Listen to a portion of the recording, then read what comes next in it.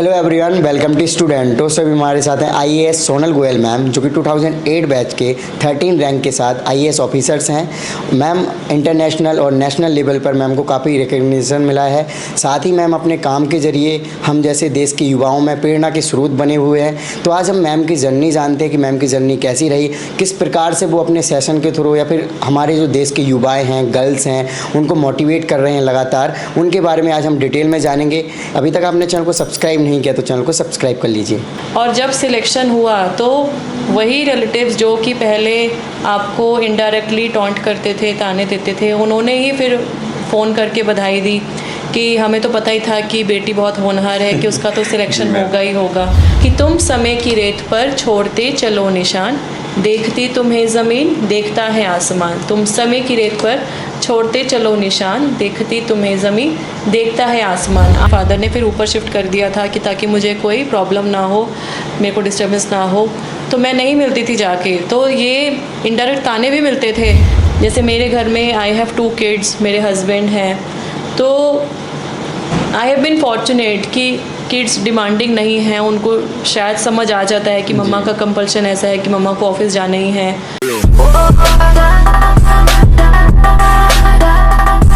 तो मैम जैसे कि हमें पता है या फिर आपने जो सीएस किया है Shri Ram college of commerce से, इसके बाद आपने एलएलबी की है डीयू से। मैम आपने आखिर क्यों यूपीएससी या फिर सिविल सर्विसेज की जर्नी में आए, जबकि आपको इतनी अच्छी डिग्री आपने की हैं, तो आप उसमें भी कैरियर बना सकते थे, या फिर आपने स्कूल टाइम से सोच रखा था कि आपको सिविल सर्विसेज में जाना है? अगर मैं बात करूँ अपने सिविल सर्विसेज में आने की, तो स्कूल के टाइम तक मुझे बिल्कुल भी आइडिया नहीं था कि मुझे सिविल सर्विसेज में जाना है। जैसा कि आपने इंट्रोडक्शन में बताया कि मेरा 2008 बैच है जब मैं आईएएस में मेरा सिलेक्शन हुआ। तो मैं थोड़ा बेसिक बैकग्राउंड अपना बताना चाहूँगी। हम पानीपत डिस्ट्रिक्ट हरियाणा से बिलोंग करते हैं और मेरी एजुकेशन स्कूली शिक्षा और एकेडमिक प्रोफेशनल क्वालिफ़िकेशन सब मैंने दिल्ली में रह के अर्जित करी है। मेरे फादर चार्टेड अकाउंटेंट हैं और मेरी मदर होम मेकर हैं। तो जब मैं ग्रेजुएशन कर रही थी Shri Ram college of commerce से, 2003 की बात है, मैंने सिविल सर्विसेज के बारे में पढ़ा, किसी मैगज़ीन में पढ़ा, और उसमें पढ़ के मुझे ऐसा लगा कि मुझे एग्ज़ाम देना चाहिए कि मुझे इसके थ्रू देश के लिए, समाज के लिए कुछ करने का मौका मिलेगा। I will be able to do something for the society and people around. लेकिन मैं उस टाइम सीएस भी कर रही थी। सीएस का मेरा सेकंड स्टेज का एग्ज़ाम हो गया था। तो जब मैंने ये बात घर में डिस्कस करी, स्पेशली अपने पेरेंट्स से, तो मेरे फादर के मन में बहुत सारी apprehensions I. Firstly of course ये काफ़ी टफ एग्जामिनेशन है कि इसमें आज के दिन अगर हम आज की बात करें तो 10 लाख के लगभग कैंडिडेट्स जो हैं अप्लाई करते हैं प्रीलिम्स में, और जो फाइनल सिलेक्शन है वो फ्यू हंड्रेड्स हैं, कई बार 1000, कई बार 1200 उस तरीके का जाता है। तो सिलेक्शन होगा नहीं होगा। दूसरा ये बात है कि सिलेक्शन के बाद में भी कौन सा सर्विस मिलेगा, सर्विस के बाद कौन सा कार्डर मिलेगा, और कार्डर के बाद फिर आपकी पोस्टिंग्स कैसे होगी, फैमिली लाइफ कैसे सेटल होगी, ये सब एप्रीहेंशंस उनके माइंड में आए। लेकिन जब मैंने उनसे करीबन मुझे 5-6 महीने लगे उनको समझाने में, बट जब उन्होंने एग्री किया फाइनली, तो मेरे फादर ने फिर एक बात ये भी सजेस्ट की कि मेरे लाइफ में प्लान बी होना चाहिए। तो प्लान बी का मतलब ये था कि अगर मेरा सिविल सर्विसेज में नहीं होता सिलेक्शन, तो मेरी जो खुद की क्वालिफ़िकेशन है वो वेस्ट नहीं जानी चाहिए। प्लस मेरे फादर हमेशा से यही प्रमोट करते थे कि चाहे लड़का हो या लड़की हो, उसे एजुकेशन मिलनी चाहिए, और साथ ही साथ में लड़कियों को फाइनेंशियल इंडिपेंडेंस होना बहुत ज़्यादा ज़रूरी है। आत्मिक जो हमारी है निर्भरता, हमारी आत्मनिर्भरता, आर्थिक, विशेष रूप से आर्थिक आत्मनिर्भरता, ये बहुत ज़्यादा आवश्यक है। तो उसको सजेशन को मैंने मानते हुए अपनी ग्रेजुएशन पहले कंप्लीट की 2003 में।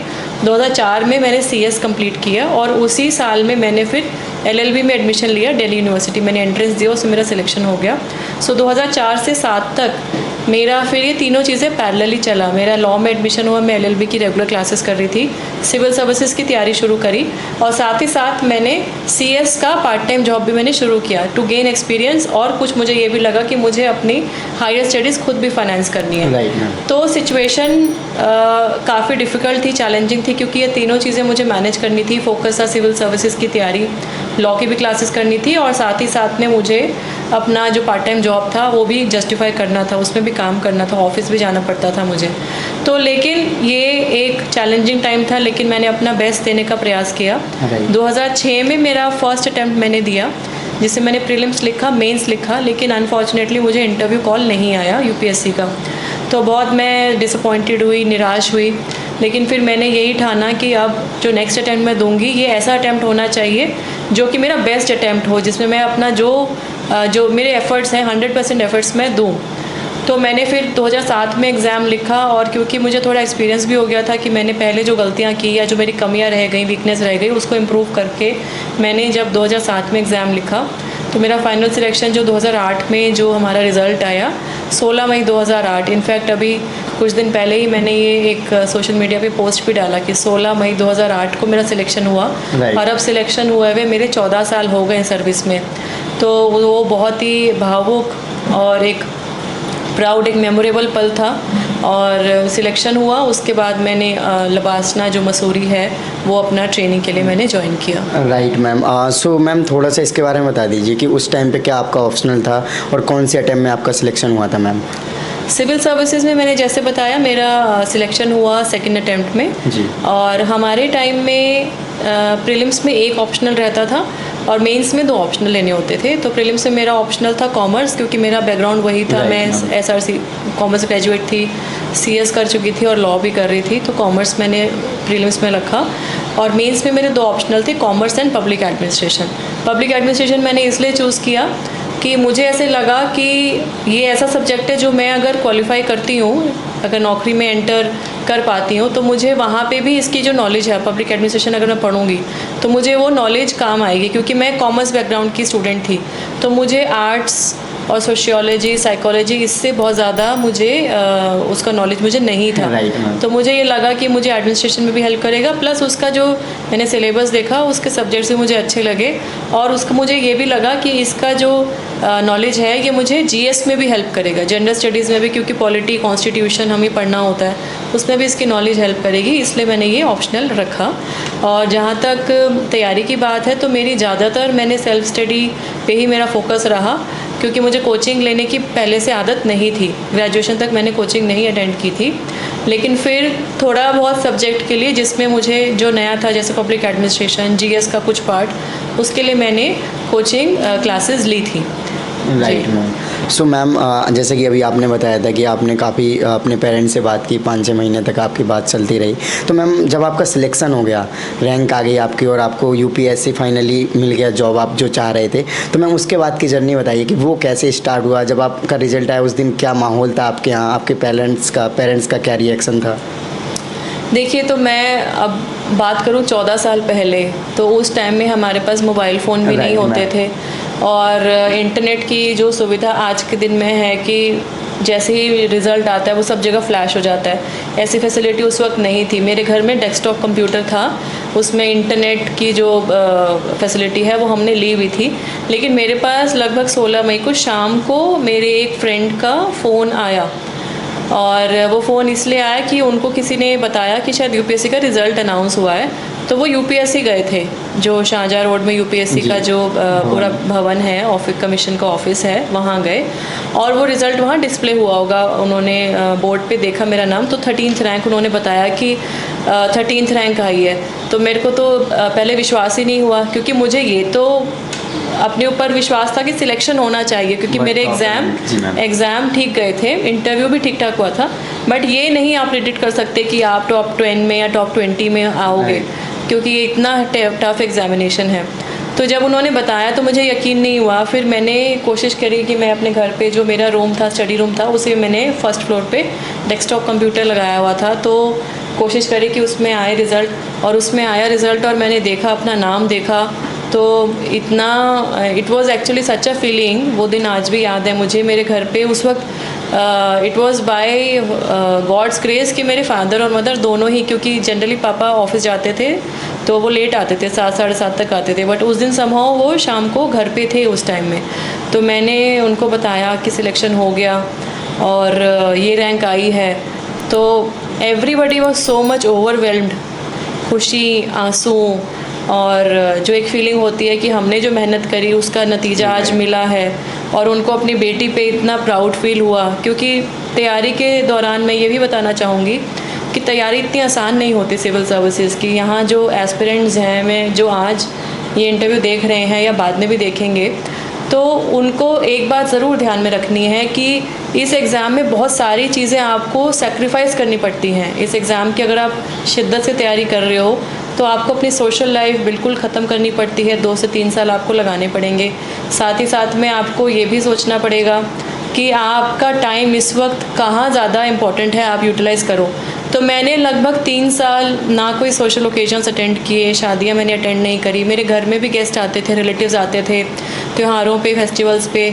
तो हम लोग मेरा रूम, क्योंकि मेरे फादर ने फिर ऊपर शिफ्ट कर दिया था कि ताकि मुझे कोई प्रॉब्लम ना हो, मेरे को डिस्टर्बेंस ना हो, तो मैं नहीं मिलती थी जाके। तो ये इनडायरेक्ट ताने भी मिलते थे कि मेरे फादर को रिलेटिव्स जो हैं ये भी बोलते थे कि ये तो अपनी बच्चों को, मेरी एक एल्डर सिस्टर है और यंगर ब्रदर है, तो मेरी सिस्टर उस टाइम सीए कर रही थी, तो वो भी इतना पढ़ती थी, मैं भी इतना पढ़ती थी, तो हम लोग पढ़ाई में ज़्यादा व्यस्त रहते थे। तो हम लोगों को ये टॉन्ट, ये ताना भी कई बार सुनने को मिलता था कि ये अपनी बेटियों को पता नहीं क्या क्यों इतना पढ़ा रहे हैं, ग्रेजुएशन हो गई, इनकी शादी कर देनी चाहिए। तो मेरे फादर यही बोलते थे कि बेटियों को एजुकेशन देना हर पेरेंट का दायित्व है, रिस्पॉन्सिबिलिटी है, उसके आगे वो क्या करेंगी अपने जीवन में ये उनकी जिम्मेवारी है। तो ये जो मेरे पेरेंट्स का जो कॉन्फिडेंस हमारे ऊपर रहता था, जो ट्रस्ट रहता था, जो समाज से लड़ते हुए उन्होंने हर परिस्थिति में हमारा साथ दिया, तो ये हमारी भी जिम्मेवारी थी कि हम उनकी उम्मीदों पे खरा उतरें, उनको प्राउड फील कराएं। और जब सिलेक्शन हुआ तो वही रिलेटिव्स जो कि पहले आपको इनडायरेक्टली टॉन्ट करते थे, ताने देते थे, उन्होंने ही फिर फ़ोन करके बधाई दी कि हमें तो पता ही था कि बेटी बहुत होनहार है, कि उसका तो सिलेक्शन होगा ही होगा, है ना। तो ये एक परिस्थिति है जो हर इंसान किसी न किसी रूप में फेस करता है, लेकिन हमें ये क्लियर होना चाहिए माइंड में, स्पेशली आज के जो युवा साथी हैं मेरे, उनको मैं एक ही बात बोलना चाहूँगी कि आपकी लाइफ में बहुत सारी ऐसी चीज़ें आएंगी जो आपको डिस्ट्रैक्ट करने की कोशिश करेंगी, लेकिन आपका लाइफ में फोकस क्या है, आपका गोल क्या है, आपका विजन क्या है, अभी 3 साल बाद आप क्या करना चाहते हो, 5 साल बाद क्या करना चाहते हो, वो अपने माइंड में क्लियर करो और उसकी तरफ मेहनत करो। और मेहनत का कोई रिप्लेसमेंट नहीं है, there is no shortcut to success. अगर आपको लगता है कि मैं 6 महीने में तैयारी करके मैं क्लियर हो जाऊँ, तो ऐसे केसेस होते हैं, लेकिन बहुत कम है, बहुत ही कम है कि जिनका फर्स्ट अटैम्प्ट वाले भी, मैं एग्री करती हूँ कि एट द एज ऑफ 21, 22 और फर्स्ट अटैम्प्ट में भी क्लियर करते हैं, बट वो परसेंटेज आज भी काफ़ी कम है। तो इसलिए हमें सिर्फ सिविल सर्विसेज ही नहीं, बाकी भी जो कॉम्पिटिटिव एग्जामिनेशन है, जुडिशरी के एग्जामिनेशन है, स्टेट सिविल सर्विसेज है, या बैंक, पीओ, एनडीए, जितने भी एग्जामिनेशंस हैं, एग्जामिनेशन के लिए आप अगर तैयारी कर रहे हो तो अपनी पूरे 100% मेहनत दो और उसमें फोकस से तैयारी करो, नहीं तो अपना टाइम वेस्ट मत कीजिए। Right ma'am. सो मैम, जब आपका सिलेक्शन हो गया उसके बाद जो ट्रेनिंग होती है लवासना में मैम, उस सेशन के बारे में बताइए कि वो कैसा रहा आपका मैम। ट्रेनिंग के लिए हमने मसूरी, हमारा जो ज्वाइनिंग था वो 1 सितंबर 2008 को हमारा ज्वाइनिंग था, और 1 सितंबर 2008 में जैसे हमको ज्वाइन करना था तो एक दिन पहले हम लोग गए, मैं अपने पेरेंट्स के साथ ही गई थी। इतना अच्छा मुझे लगा, एक तो ड्रीम कम ट्रू होता है किसी भी एस्पिरेंट के लिए कि वो लवासना का जो गेट, हम उस टाइम में ऑफ कोर्स मैं वही बात बोलती हूँ कि सोशल मीडिया इतना नहीं था, तो हमको इतना ज़्यादा नहीं पता था कि मसूरी एकेडमी कैसे। आज तो उसकी पिक्चर्स सोशल मीडिया पे इतनी अवेलेबल हैं, तो एस्पिरेंट्स अपने आप को इमेजिन कर सकते हैं कि वो अपनी कर्मशिला बिल्डिंग, ज्ञानशिला बिल्डिंग और ऑफिसर्स मेस, वो जो देख सकते हैं, इमेजिन कर सकते हैं, बट हमें उतना एक्सपोजर नहीं था उस टाइम में। लेकिन जब मैं गई तो मुझे इतना अच्छा फील हुआ कि ये इंडिया का one of the premier institute है जो कि सिविल सर्वेंट्स को ट्रेन करता आया है इतने सालों से। Since independence it is training the civil servants. तो वहाँ पे जब मैं गई तो मेरे जो बैचमेट्स, जो सिर्फ आईएएस ही नहीं, फाउंडेशन कोर्स में क्योंकि पहले हम लोग जाते हैं, तो आईएएस, आईपीएस, इंडियन रेवेन्यू और Indian forest service, Indian foreign service, ये 4 सर्विसेज की ट्रेनिंग हमारी साथ में हुई थी। तो हमें बैचमेट से मिलने का मौका मिला दूसरी सर्विसेज से। उन सब के बैकग्राउंड अलग थे, उनकी स्टेट्स अलग थी, एजुकेशनल क्वालिफिकेशंस अलग थी, कई इंग्लिश मीडियम के स्टूडेंट्स, कई हिंदी मीडियम के स्टूडेंट्स, कई बहुत ही इस तरीके के, मतलब आपको लगता था कि एक इंटेलेक्चुअल जो पूरा इंडिया का जो लॉट है, जो कि इंटेलेक्चुअल लोग जिन्होंने लाइफ में बहुत कुछ देखा है, बहुत कुछ एक्सपीरियंस किया है, उन लोगों के बीच में रह के आप ट्रेनिंग कर रहे हो, तो बहुत अच्छा एक्सपीरियंस था। और लवासना में हमारी 3 स्टेज में ट्रेनिंग होती है। इनिशियली फाउंडेशन कोर्स रहता है जिसमें ये सारी सर्विसेज साथ में होती हैं। उसके बाद फिर IAS की ट्रेनिंग होती है जो कि फ़ेज़ 1 कहलाती है, प्रोफेशनल फ़ेज़ 1। और उस फ़ेज़ 1 के बाद फिर हम जाते हैं उस स्टेट में जिसमें हमारा काडर अलॉट होता है। तो मेरा काडर अलॉट हुआ था दिसंबर 2008 में, मुझे पता लगा मेरा काडर MT काडर अलॉट हुआ था। तो MT में से त्रिपुरा में मेरे को अलॉट किया गया था।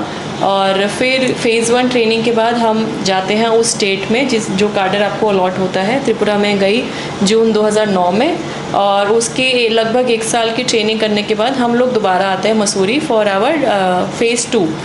तो ये पूरा होता है प्रोबेशन का टाइम। उसके बाद फिर हमारी इंडिपेंडेंट पोस्टिंग होती है उस काडर में, जिसमें आपकी पोस्टिंग जो काडर आपको अलॉट हुआ है। जी, ओके। सो मैम, आप इसके बारे में बताइए कि आपको सबसे पहले कौन सी पोस्ट मिली, देन उसके बाद आपने कहाँ कहाँ पे सर्विस दी है, इसके बारे में थोड़ा सा। देखिए, हमारा जैसे मैंने बताया, त्रिपुरा में मैं जब ट्रेनिंग के लिए गई तो assistant collector West Tripura district, जो कि स्टेट कैपिटल है अगरतला, वो डिस्ट्रिक्ट में मेरे को ट्रेनिंग करने का मौका मिला।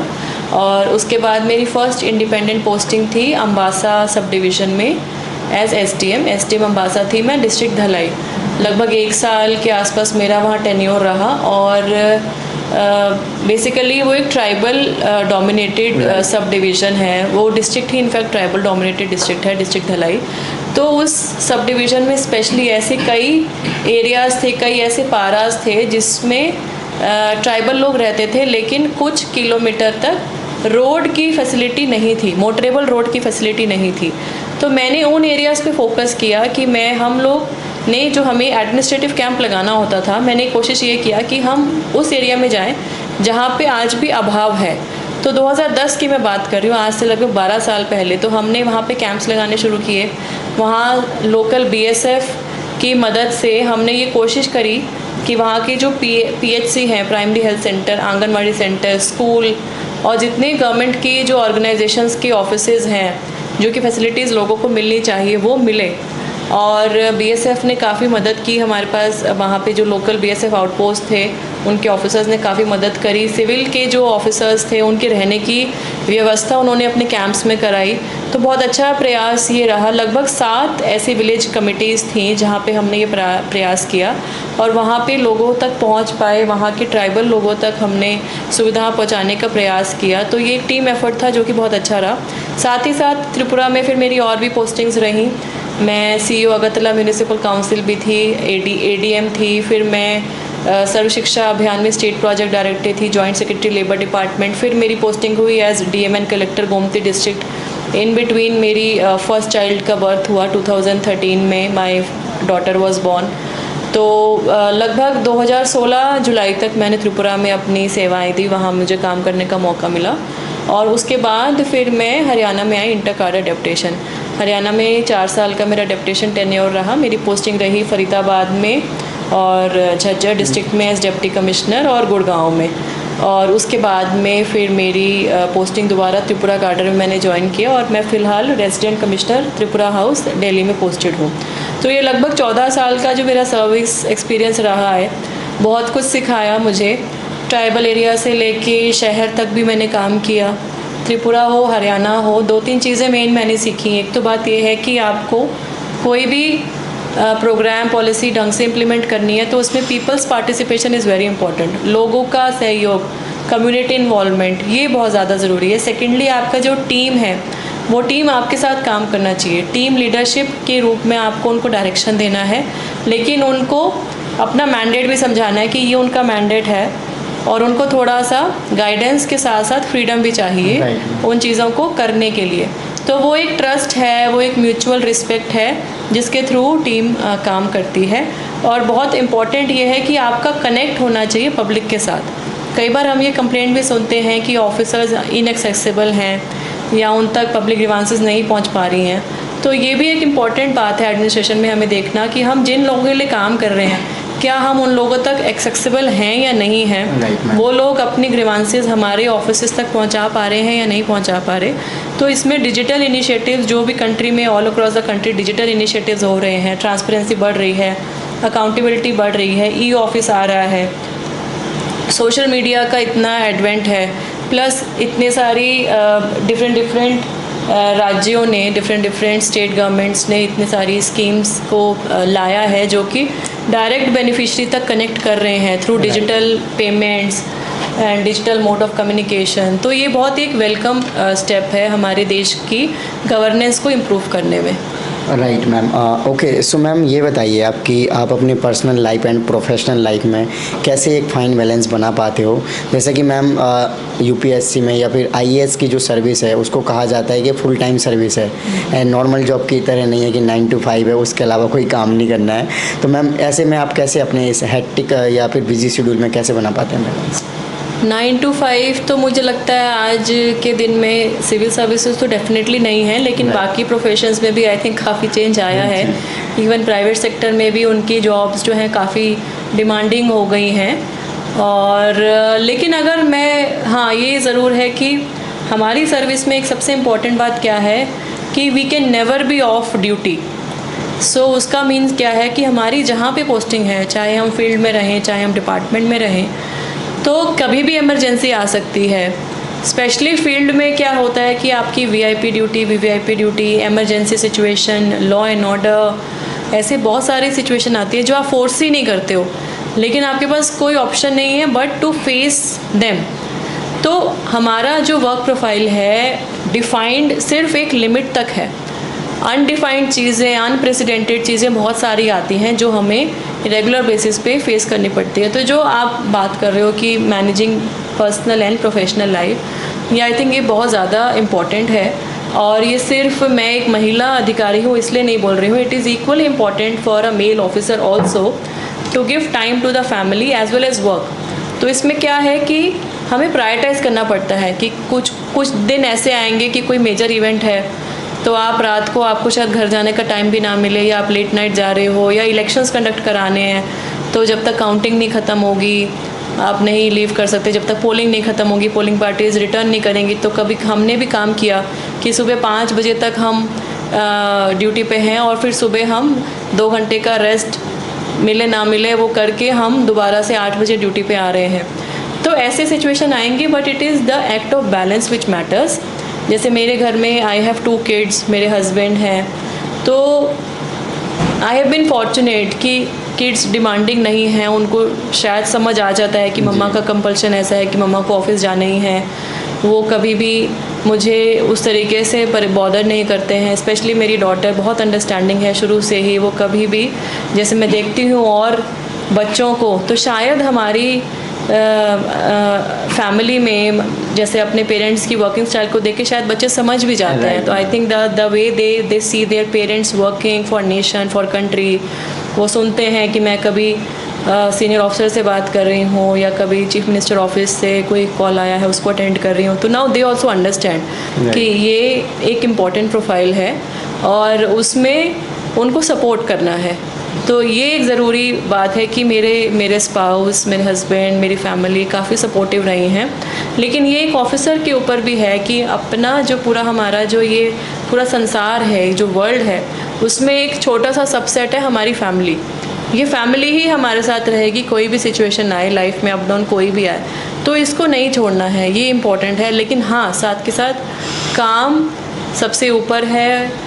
हमारा जो नेशन के प्रति मेरा डेडिकेशन है उसको मैं कभी नज़रअंदाज नहीं करती हूँ। जो भी सिचुएशन आए, I always try to balance out to the extent possible. Right ma'am, कुछ ऐसा इंसिडेंट होगा जो कि आपके ड्यूरिंग सर्विस आपको मतलब आपने फील किया होगा या फिर देखा होगा, जैसे कि मैम आप बहुत बड़े बड़े मिनिस्टर्स या फिर बहुत बड़े बड़े ऑफिशियल्स लोगों से मिल चुके हैं और इवन आपने ग्राउंड लेवल पे भी एकदम ज़मीनी स्तर से जुड़े लोगों के साथ भी आपने काम किया है। तो मैम कोई ऐसा इंसिडेंट हो जो कि स्टूडेंट्स को या फिर आज की यूथ को मोटिवेट करे उसके बारे में?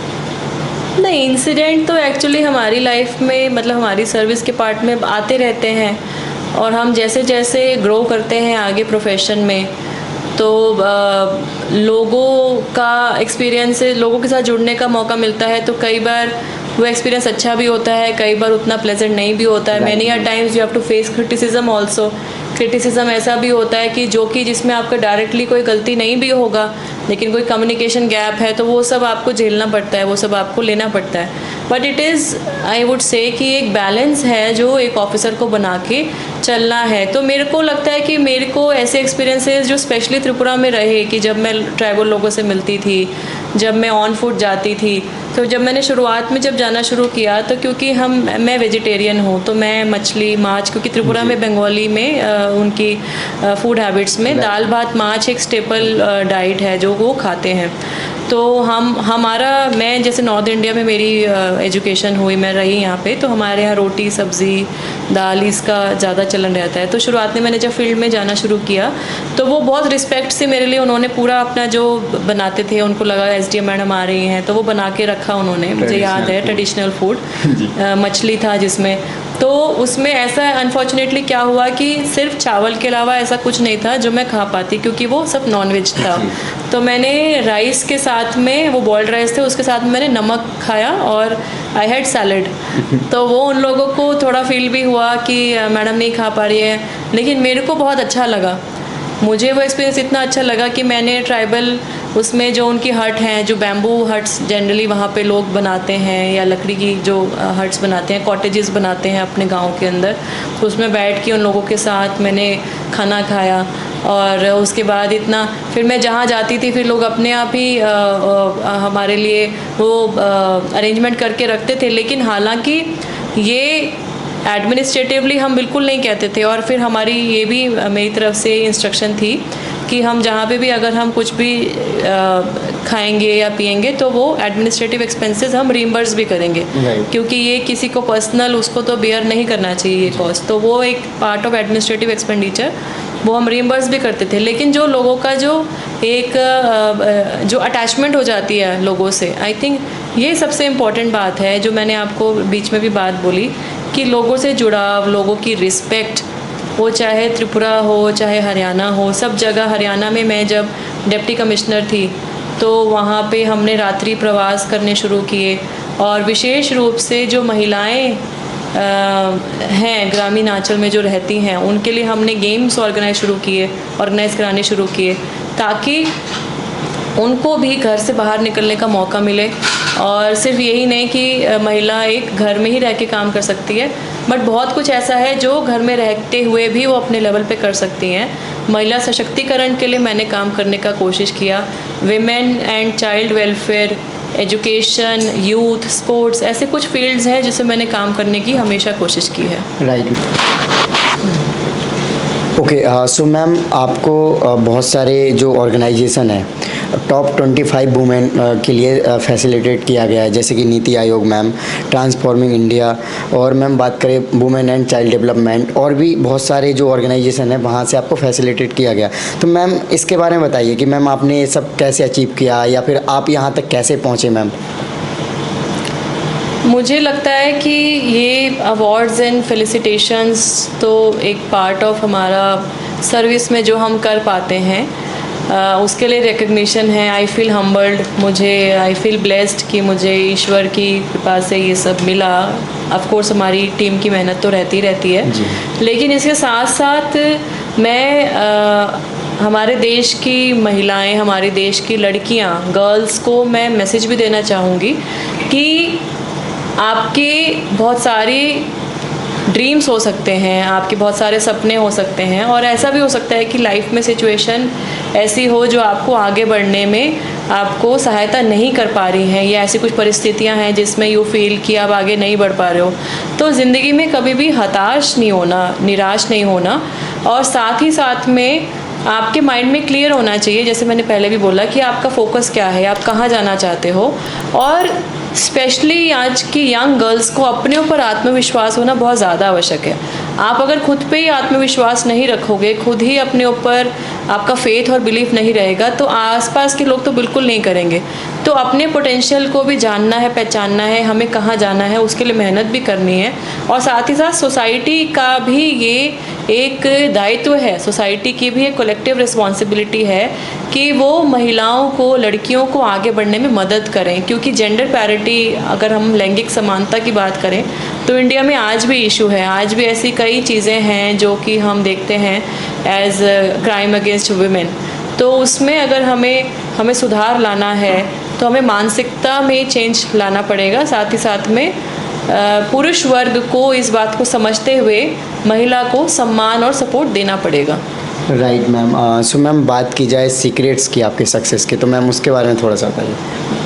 आई थिंक सीक्रेट टू सक्सेस में जब मेरा सिलेक्शन हुआ था तो मैंने एक इंटरव्यू, अभी मैंने किसी ने मुझे भेजा, जो मैंने सोशल मीडिया पे पोस्ट भी किया। 4 P's मैं लिखती हूँ, 4 P's: passion, patience, perseverance and positive outlook. मैं रिपीट करना चाहूँगी, passion, patience, perseverance and positive outlook. Passion है जुनून कि आपको वो चीज़ चाहिए। परसिवरेंस कि आपका एक बार में नहीं हुआ और आप उसको एफर्ट आप दे रहे हो। पेशेंस क्यों ज़रूरी है कि आपको अपने ऊपर हौसला रखना है कि आप जो एफर्ट दे रहे हो वो आपको देने ज़रूरी है और उसको देते रहना है। और पॉजिटिव आउटलुक, आपका जो माइंडसेट है वो ऑप्टिमिस्टिक रहना चाहिए। तो ये बहुत ज़्यादा आवश्यक है सक्सेस पाने के लिए। साथ ही साथ में आपका जो क्लैरिटी ऑफ विजन, और जो विजन है उसको हमें ब्रेक करना है अचीवेबल यूनिट्स में, कि मतलब हमारा शॉर्ट टर्म गोल क्या है, लॉन्ग टर्म गोल क्या है, हम इस 1 साल में क्या करेंगे, हम 6 महीने में क्या करेंगे। तो स्टूडेंट्स के लिए मैं ये बोलना चाहूँगी कि आपका फोकस लाइफ में बहुत ज़्यादा आवश्यक है। साथ ही साथ टाइम मैनेजमेंट, कि आप अगले 6 महीने में क्या करना चाहते हो, 1 साल में क्या करना चाहते हो, उसके लिए हर महीने की प्लानिंग होनी चाहिए। और फिर महीनों को ब्रेक कीजिए आप हफ्तों में, डेज़ में। तो ये एक ऐसा प्रोसेस है, जब आप करना शुरू करोगे आपको खुद क्लैरिटी आती जाएगी, I think. Right ma'am. So ma'am, आज का यूथ देखा जाए या फिर जो स्टूडेंट्स हैं वो अपना कैरियर परसू किस में करें, काफ़ी लोग कंफ्यूज रहते हैं और फिर वो कर भी लेते हैं किसी में तो उसमें सक्सेस मिलने का चांस नहीं रहता है, तो वो डर कर रहते हैं। तो मैम उनको आप क्या कहना चाहोगे मैम? देखिए, यूथ को वही बात मैं बोलना चाहूँगी कि क्लैरिटी इज़ वेरी इंपॉर्टेंट। बहुत सारी आज के दिन में, जब तैयारी कर रही थी सिविल सर्विसेज की, या जब मैं अपने कॉलेज टाइम में थी, तो कॉलेज से आप लगभग मुझे 20 साल हो जाएंगे अगले साल कि मैंने अपना ग्रेजुएशन कंप्लीट किया। तो उस टाइम में जो अपॉर्चुनिटीज़ थी और आज में बहुत फ़र्क है। हमें इतना एक्सपोजर भी नहीं था, हमें इतना पता भी नहीं था। और अब जो आपके पास एवेन्यूज़ हैं, जो ऑप्शंस हैं, सोशल मीडिया है, डिजिटल प्लेटफॉर्म है, उसको अच्छे से यूज़ करो, पहली बात। दूसरी बात, अपना एक्सपेरिमेंट करने में बहुत ज़्यादा टाइम वेस्ट नहीं करना चाहिए। किसी ने ये बता दिया आज कि हमें ये फ़ैशन डिज़ाइनिंग करनी है, आज इसमें ये कर लिया। कल को ये बता दिया कि हमें टीचिंग लाइन में जाना है, हमने वो कर लिया। किसी ने ये बता दिया कि जर्नलिज़म के लिए मास कॉम का कोर्स अच्छा है और वो आपने वो अडॉप्ट कर लिया। और वो तो ये मैंने देखा है, क्योंकि मैंने ये देखा है हमारी क्लोज सर्कल में। मैं जानती हूँ जिन बच्चों ने पिछले 2-3 साल में 2-3 स्ट्रीम्स चेंज किए हैं। राइट। तो मेरे हिसाब से ये करना अपने आप के लिए भी अच्छी बात नहीं है। साथ ही साथ आपके पेरेंट्स, आप जो उसमें पैसा इन्वेस्ट कर रहे हैं, आपका खुद का समय जो आप उसमें तैयारी में लगा रहे हो, टाइम, एफर्ट, ये सब वेस्ट होता है। तो एक क्लैरिटी होनी चाहिए। साथ ही साथ में आप जो भी करियर प्रोफेशन चूज़ करो, हम ये सोचें कि हम इस देश के नागरिक हैं और हमें देश के लिए, समाज के लिए कुछ ना कुछ करना है। Social responsibility, youth for nation building and social responsibility, ये एक हमेशा से मेरा एक रिक्वेस्ट रहता है, एक आह्वान रहता है हमारी देश की युवा शक्ति को। Right ma'am. सो मैम, जैसे कि देखा जाता है कि आपके जो सोशल मीडिया है, आप उनका इतने अच्छे से इस्तेमाल कर रहे हो यूथ को अवेयर करने के लिए या इन्फॉर्मेशन देने के लिए। और आजकल मैं बहुत सारे स्टूडेंट्स का भी इंटरव्यू करता हूँ, तो मैम वो लोग अपने सोशल मीडिया अकाउंट बंद कर देते हैं प्रिपरेशन के लिए। तो ये कितना हद तक सही है, या फिर ये सोशल मीडिया यूज़ करें तो किस तरीके से करें, जैसे आप पॉजिटिवली यूज़ कर उनको, लोगों को अवेयर कर रहे हैं मैम? देखिए, सोशल मीडिया एक डबल एज्ड वेपन है। राइट। इसमें बहुत सारी अच्छी चीज़ें भी सीखने को मिलती हैं, लेकिन बहुत सारी फेक न्यूज़ भी है, बहुत सारी ऐसे भी हेट्रेड भी ये करता है, स्प्रेड करता है। इनफैक्ट मैं भी कई बार कुछ पोस्ट करती हूँ, हालांकि बीइंग ऑफिशियल, एक ऑफिसर होने के नाते मैं बहुत ही केयरफुली पोस्ट करती हूँ कि कोई भी ऐसी चीज़ नहीं होनी चाहिए जो कि नेशनल इंटरेस्ट में ना हो। Plus I always share good things, positive things. देश में किसी ने अच्छा किया उसके बारे में मैं शेयर करती हूँ। तो लेकिन उसमें भी कई बार कई लोगों के बहुत नेगेटिव कमेंट्स आते हैं। तो सोशल मीडिया को हम पॉजिटिविटी शेयर करने के लिए पहली बात यूज़ करें। सेकेंडली, स्टूडेंट्स के लिए मेरी रिक्वेस्ट ये है कि do not waste your time unnecessarily on social media. जितना आपको कोई चैनल, आपने यूट्यूब चैनल सब्सक्राइब किया है या कोई आप इंस्टाग्राम अकाउंट फॉलो करते हो या कोई फेसबुक पेज देख रहे हो, उसी को फॉलो करो जिससे आपको पढ़ाई करने में मदद मिल रही है या आपको मोटिवेट होने में मदद मिल रही है, लाइफ मोटिवेशन मिल रही है, आगे बढ़ने की आपको उत्सुकता रहती है, उसको देखने का अच्छा लगता है, तो आप कीजिए। अदरवाइज़ बहुत सारी चीज़ें हैं जिससे आपका माइंड डाइवर्ट भी होगा, डिस्ट्रैक्ट भी होगा, उसको अवॉइड कीजिए और अपने फोकस से अपने लक्ष्य की ओर बढ़ें। ओके, सो मैम, एक फीमेल ऑफिसर के रूप में आपको काम करना है या फिर आजकल कोई भी ऑफिसर आते हैं फीमेल ऑफिसर के पोस्ट पर, तो उनको कोई काम करने में चैलेंजेस आते हैं या फिर नॉर्मल जैसे रहे? देखिए, चैलेंजेस इस फील्ड में सबके लिए है, चाहे मेल हो फीमेल हो। कई बार मुझसे भी ऐसा सवाल पूछा जाता है कि do you feel any prejudice against women officers या कोई स्पेशल चैलेंजेस हैं। तो ये एक बात मैं ज़रूर बोलूँगी कि आज भी कंट्री में ऐसी कुछ पोजीशंस हैं, ऐसे कोई प्रोफाइल्स हैं जो कि ट्रेडिशनली मेल ऑफिसर्स के द्वारा ही उनकी ही पोस्टिंग की जाती है। ऐसे आज हर राज्य में आप देखेंगे ऐसे कुछ प्रोफाइल होंगे जिसमें आज तक भी विमेन ऑफिसर्स की पोस्टिंग नहीं हुई। लेकिन साथ के साथ मैं ये भी बोलना चाहूँगी कि women representation in bureaucracy, women की जो परसेंटेज है सिविल सर्विसेज में, वो हर साल बढ़ रही है। मेरे बैच से लेकर अगर मैं आज कंपेयर करूँ तो वो काफ़ी हद तक बढ़ चुकी है। और साथ ही साथ हम देख रहे हैं कि स्टेट में डीजीपी, स्टेट में चीफ सेक्रेटरी, सेंटर में secretary to government of India, बहुत सारे ऐसे प्रोफाइल में हम देख रहे हैं कि विमेन ऑफिसर्स आगे आ रही हैं। उनको वो अपना मेटल प्रूफ कर रही हैं, वो अपना वर्थ प्रूफ कर रही हैं और बहुत अच्छे से वो हर प्रोफाइल को, जो भी प्रोफाइल उनको दिया जाता है, वो अच्छे से उसको हैंडल कर रही हैं और एफिशिएंटली डिलीवर कर रही हैं। तो मेरे हिसाब से जो इनहेरेंट चैलेंज है कि being a women we have to bear a child and give birth to a baby, तो ये चैलेंजेस तो हमेशा ही रहेंगे। लेकिन मुझे लगता है कि इससे हम और स्ट्रॉन्ग बनते हैं, we become more compassionate, we are more empathetic and we have more strength and power to deliver to the common person, जो कि एक हम बोलते हैं कि पंक्ति में जो लास्ट बेनिफिशियरी जहाँ तक जाना चाहिए, पूरा हमारा प्रयास रहता है कि उन तक हम पहुँचें। ओके, सो लास्ट में मैम कोई मैसेज रहेगा आपको जो यूपीएससी की तैयारी कर रहे हैं एस्पिरेंट या फिर जो यूथ है हमारा इंडिया का, उसकी? फ्रेंड्स, आपके लिए मेरा यही मैसेज है, सबसे पहले अपने हौसलों पे विश्वास रखो। आपने बहुत सारी मोटिवेशनल लाइंस भी सुनी होंगी, आप लोग पढ़ते भी होंगे। इवन तो मैं कोई मोटिवेशनल स्पीकर नहीं हूँ, बट मैं भी अपनी लाइफ में जब मैं स्ट्रगल कर रही थी, इनफैक्ट आज भी स्ट्रगल ही कर रही हूँ, डॉक्टर एपीजे अब्दुल कलाम जी की मैंने बुक भी पढ़ी और उनकी जो पोइट्री थी वो भी पढ़ती थी। स्वामी विवेकानंदा जी को भी मैंने थोड़ा पढ़ा। तो स्वामी विवेकानंदा जी जो बोलते थे कि ऑल पावर, वो तो युवा शक्ति पे इतना उनका विश्वास था, तो वो बोलते थे कि all power is with in you and you can do anything and everything. तो इसी बात पे ध्यान रखो कि आपकी सारी जो पोटेंशियल है आपके खुद के अंदर है और आप हर कुछ कर सकते हो, सब कुछ कर सकते हो। Even impossible says I am possible. तो अपने हौसलों पे विश्वास रखो, अपने लाइफ में अपना एफर्ट देते हुए आप आगे बढ़ो। और लास्ट में मेरी यही रिक्वेस्ट है कि आप जो भी फील्ड, जो भी करियर, जो भी प्रोफेशन चूज़ करो या आप एंटरप्रेन्योर बनो, तो हम अपने देश के प्रति जो हमारी जिम्मेवारी है उसको ना भूलें और हम सोसाइटी में अपना कंट्रीब्यूशन देते रहें, लोगों तक मदद पहुंचाते रहें और एक दूसरे की मदद करते हुए इस देश की उन्नति और प्रगति में हम योगदान दें। लास्ट में मैं एक हिंदी की पंक्ति जो मुझे काफ़ी मोटिवेट करती है, वो आप सबके लिए मैं यहाँ दोहराना चाहूँगी कि तुम समय की रेत पर छोड़ते चलो निशान, देखती तुम्हें ज़मीन देखता है आसमान। तुम समय की रेत पर छोड़ते चलो निशान, देखती तुम्हें ज़मीन देखता है आसमान। आप आगे बढ़ते जाइए और अपने फुटप्रिंट्स छोड़ते जाइए। आप सबको बहुत बहुत मेरी तरफ से अग्रिम शुभकामनाएं। आप सब लोग जीवन में खुश रहें, स्वस्थ रहें।